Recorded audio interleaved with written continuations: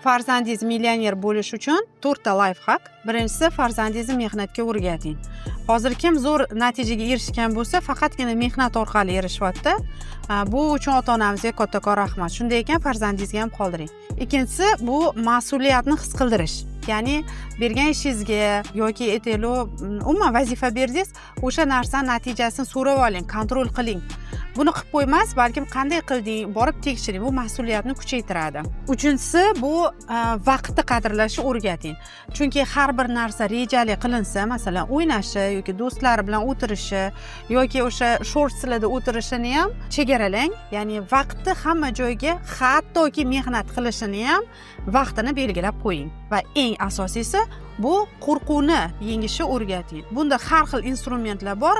O'shalarni ko'proq o'rganing va qo'rquvni oldingizmi, unda sog'liq ham bo'ladi, unda pul ham bo'ladi, unda tinchlik, xotirjamlik bo'ladi. Eng asosiysi bu qo'rquvni yengdirish.